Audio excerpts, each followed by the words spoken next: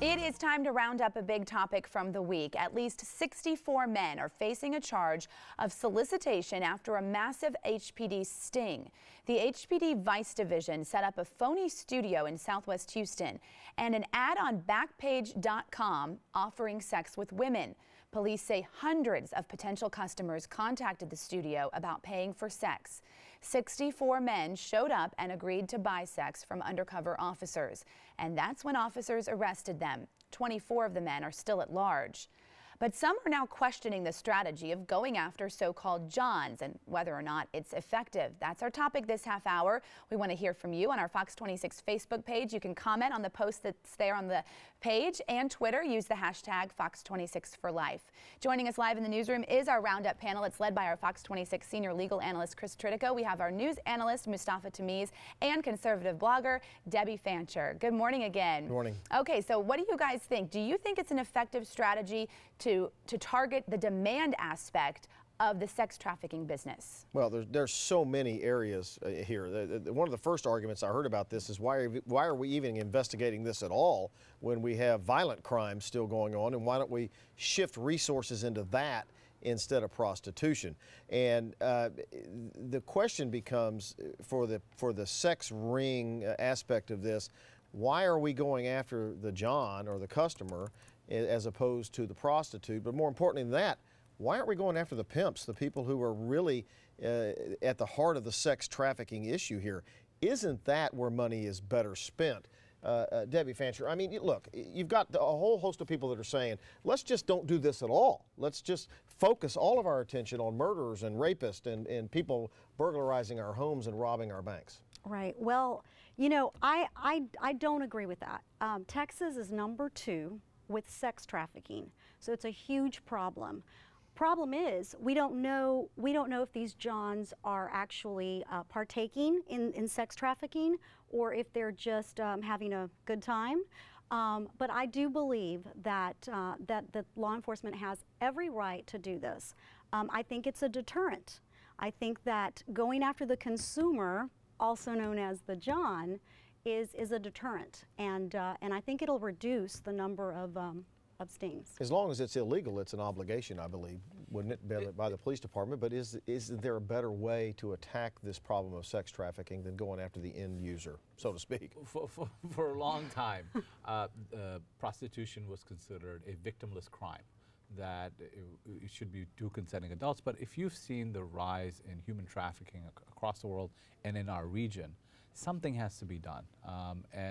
And looking at the supply side versus the demand side, we have to start looking at both of those equations in order for us to have an effective law enforcement policy. So when the police go out to do this type of a sting, it's a message to the larger community that beware, that if you're out there looking on the back pages, that law enforcement could be behind that phone line. All right, let's go to Sally. She's monitoring our social media.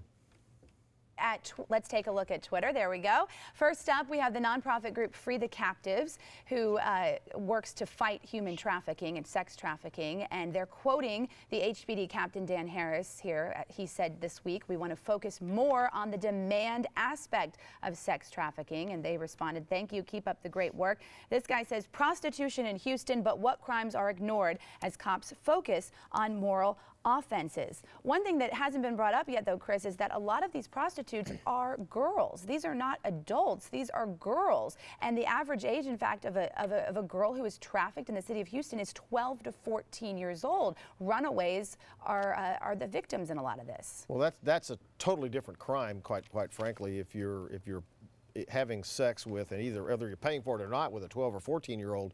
That's a very, very long prison sentence that you're looking at, as opposed to the Class B misdemeanor of committing prostitution. But I want to answer that last tweet there. He said, which is what I was saying earlier. People were saying, why aren't we going after violent crimes? As long as the legislature bans prostitution, the police have an obligation to enforce that law, and so committing resources to enforcing the law is what we expect them to do, even if you happen to disagree with that enforcement. If you want prostitution legal, then go to the legislature and change it. But until then, the police have an obligation to enforce that law. Right, I agree. And Houston is one of the top 14 cities that has a huge problem with human trafficking. So Well, let me get back to something I said earlier because I want to get your thoughts on this. Why aren't we going after the pimps? I mean, you said earlier we don't know if the people that are going there are engaging in sex trafficking. If you're answering an ad on Craigslist, you are not the pimp, okay? Right. But why aren't we, if we're going to put resources in this, Right. put resources at the place where you can really Right. stop it, really make a change. Right. Chris, I agree with you. I think the pimps we should definitely go after the pimps, but we should also go after the Johns. I think a combination of the two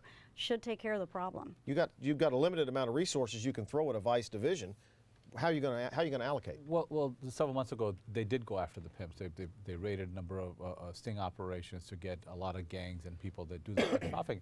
But one thing I think it's important to also realize, as Debbie was saying earlier, human trafficking, we always used to think it's about human trafficking from Asia or from Mexico.